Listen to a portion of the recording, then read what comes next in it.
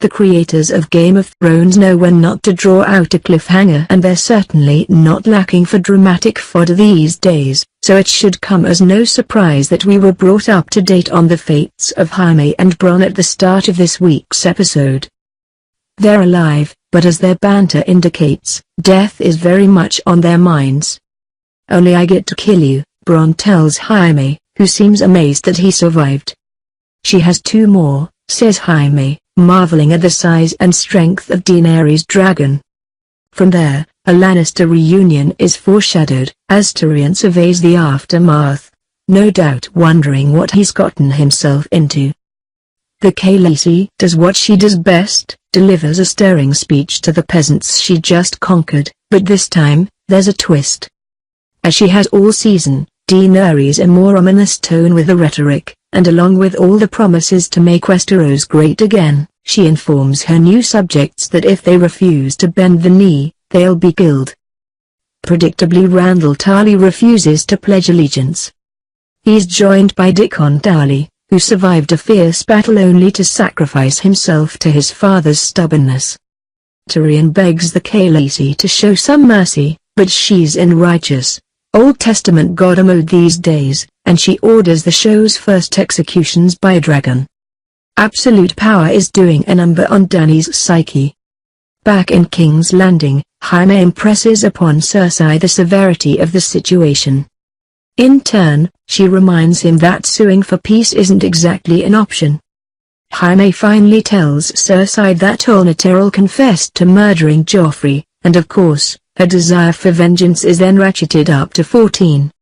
In Dragonstone, Jon attempts to make nice with Drogon, and more importantly, the Khaleesi. He also downplays the whole being killed by his own people and coming back to life thing. Continuing the breakneck pacing of this season, Jorah shows up on cue, and is welcomed back into the Khaleesi's service. With that, it's back to the more mystical side of the story as Bran's ravens survey a massive army of White Walkers before being repelled by the Night's King.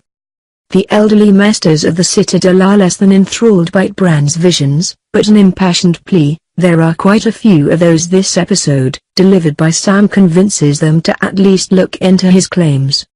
One would think that as one of the few people who's seen and killed a White Walker, Sam would be taken a bit more seriously on the subject.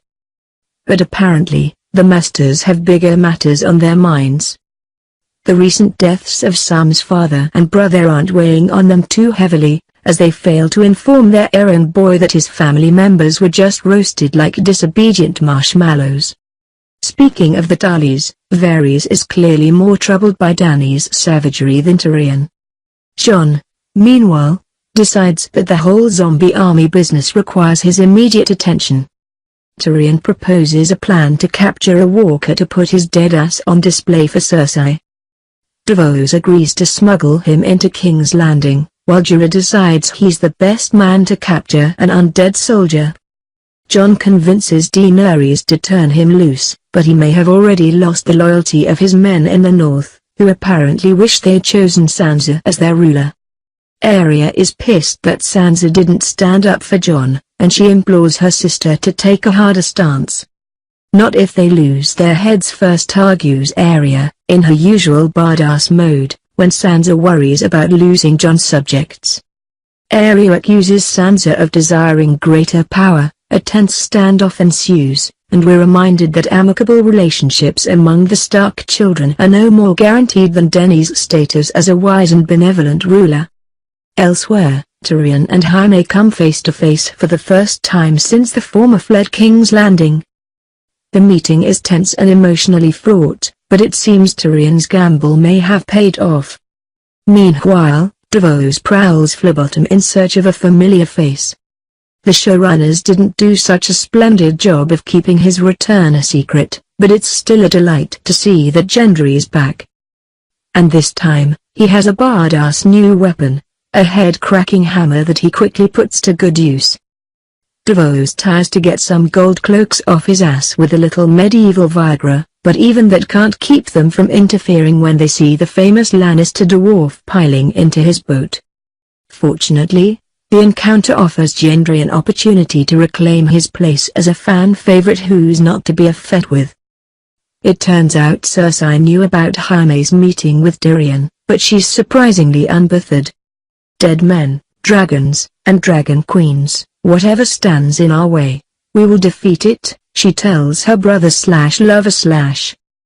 And it's then that Cersei reveals the source of her newfound determination: she's pregnant. As a reminder that she's still queen, she leaves Jaime with a reminder to never betray me again. In Dragonstone, Gendry reveals himself to Jon against Devo's wishes. The two bond over being the bastard sons of great men. Devo's tries to talk Gendry out of entering the war effort, but his arguments fall on deaf ears.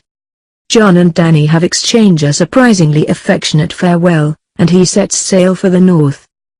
Meanwhile, inspired by his readings about some dead guy's bowel movements, Sam decides to peace out from the Citadel in order to put his talents to use saving the world. In keeping with what we learned about Jon's past last season, Gilly casually mentions that Rhaegar Targaryen was married a second time. As usual, Littlefinger is up to some shady business as usual, but this time, he has Arya on his ass. Of course, it's hard to out shady Littlefinger, so naturally, he's one step ahead of her. A less than cheery reunion takes place at the Wall, as Hound, the Brotherhood, Gendry, Jon, and so forth, all exchange grizzled war stories. Jon's empathy for Beric Dondarrion is sure to bolster fan theories that they're both of the same mystical persuasion, Fire Whites, as George R.R. Martin recently revealed in an interview. And with that they set out to capture a walker. Thus concludes another breakneck-paced episode of TV's most jam-packed drama. Watch Game of Thrones online to get caught up on the show's wildest season to date.